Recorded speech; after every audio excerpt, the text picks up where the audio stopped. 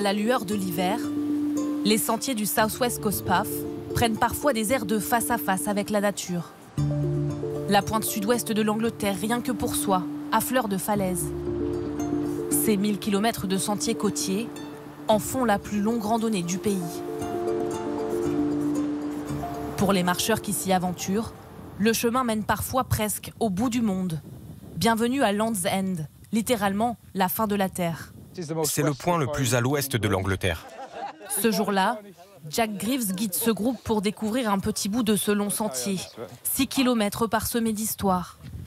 Car pendant des centaines d'années, ce chemin était utilisé par les gardes-côtes à la recherche de contrebandiers sur cette route maritime très fréquentée. Là-bas, il y a un cargo allemand qui s'est échoué en 2003.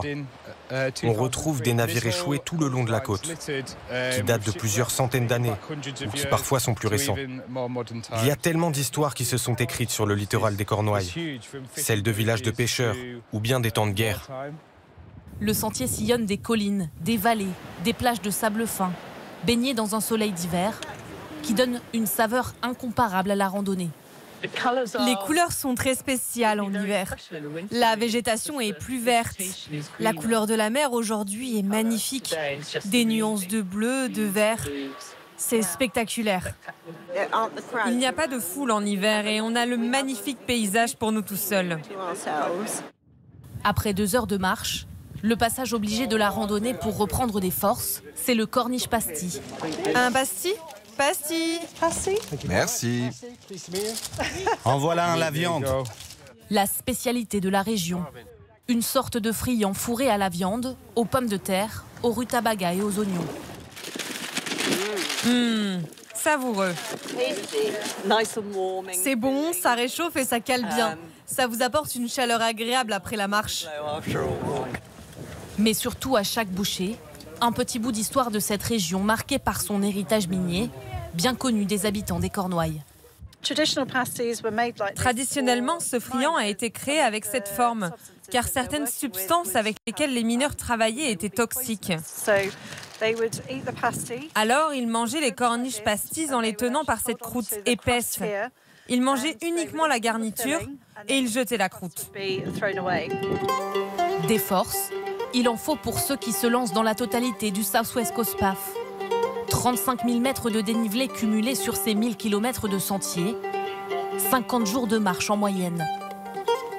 C'est ce défi qu'ont décidé de relever ces 2 enseignantes en pré-retraite. Depuis l'été dernier, elles marchent une étape toutes les 2 semaines. Aujourd'hui, 13 km, avec des parties difficiles apparemment.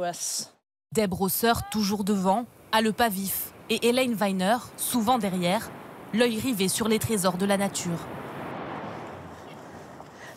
Des fois, je me demande où elle est. Je l'attends et quand elle arrive, elle me dit qu'elle s'est arrêtée pour admirer la vue. Oui, il y avait des moutons là-bas. Les 2 amies habitent dans la région. Pourtant, à chaque virage, chaque colline, le dépaysement. Si on peignait le paysage tel qu'on le voit, personne n'y croirait. Avec tous ces contrastes, les couleurs. On ne fait qu'un avec la nature. On est seul avec ma merveilleuse amie. Au grand air, l'esprit vagabond, avec pour les 2 randonneuses toujours une pensée pour celui qui les a inspirées à marcher.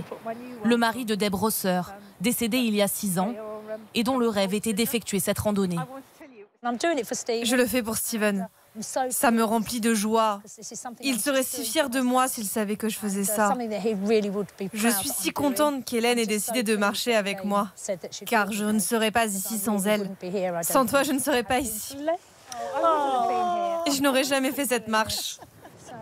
Déjà près de 200 km dans les jambes, mais le chemin reste long pour les 2 amies, qui ne se fixent aucune limite de temps pour terminer ce défi.